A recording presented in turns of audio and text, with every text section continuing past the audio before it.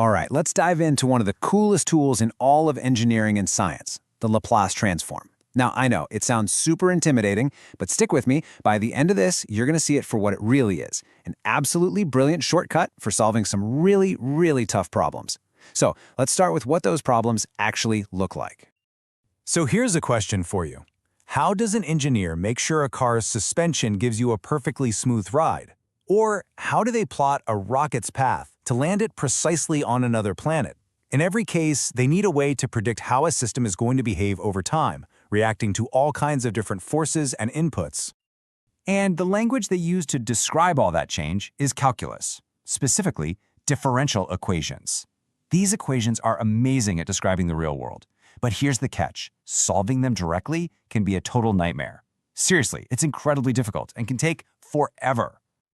But what if you didn't have to wrestle with all that nasty calculus? What if you could just, translate the problem into a different language where the math is way, way simpler? Well, that is exactly the promise of the Laplace Transform. And it's what we're going to break down right now. Okay, first up, the engineer's dilemma. Let's really get a handle on the challenge here, which is all about trying to describe our dynamic, constantly changing world with math. I mean, just think about it for a second. The flow of electricity in a circuit, the springs and shocks in your car, the way air moves over an airplane wing, the control systems that run an entire factory, all of these things are dynamic. They're always in motion, and their behavior is described by these pesky things called linear differential equations. And this is where our hero enters the scene. This isn't some weird hack, it's a totally established, elegant solution. The textbook Modern Control Engineering puts it perfectly. It's an operational method that is used advantageously for solving these exact kinds of equations. It's the right tool for the job. So how in the world does this shortcut actually work? Well, the best way to picture it is to think of it like a journey. You take your hard problem on a little round trip to a place where it's much, much easier to deal with. Here's the whole trip laid out for you. First, you start with your tough-as-nails differential equation right here in the real world, which we call the time domain. Step 2, you use the Laplace transform to zap it over to this new world called the S domain. Now, once you're there, the problem magically turns into a simple algebra equation. You solve that in step 3, which is the easy part. And finally, you use the inverse Laplace transform to bring that nice, simple solution all the way back home. And right here, this is the magic of the whole process. Those really difficult calculus operations, things like taking a derivative or an integral, they get turned into simple algebraic stuff, like just multiplying or dividing by a variable we call s. You're basically trading in your calculus homework for algebra homework. A pretty good deal, right? Okay, let's get our passports stamped and actually take a look around this magical place our journey takes us to. Welcome to the S domain. So, the S domain is basically just a different coordinate system. You can think of it as the complex plane. The main coordinate here is this variable s, which has a real part and an imaginary part. But honestly, don't get too hung up on the details there. Just think of s as the new language, the new set of rules we're using in this much simpler world.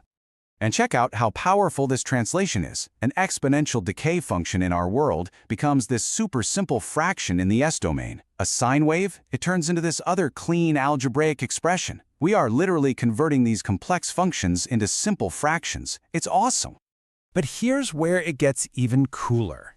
The S domain does more than just make the math easier. It actually gives us a way to understand the deep secrets of a system, to see how it's going to behave without even finishing the journey back. So, one of these secrets is revealed by something called a pole. A pole is just a specific point in the S domain, a certain value of S that makes our function shoot off to infinity. You can think of it like a danger zone. Where a system's poles are located tells us if that system is stable, or if it's gonna, vibrate itself to pieces. And the opposite of a pole is a zero. You guessed it, this is a point where the function goes to 0. Zeros tell us how a system is going to react to different inputs. They show us which frequencies or signals the system might just decide to ignore or block out completely. And this is the real takeaway here. Just by mapping out where the poles and zeros are in the S domain, an engineer can predict how a system will perform. They can check if it's stable, is it going to blow up?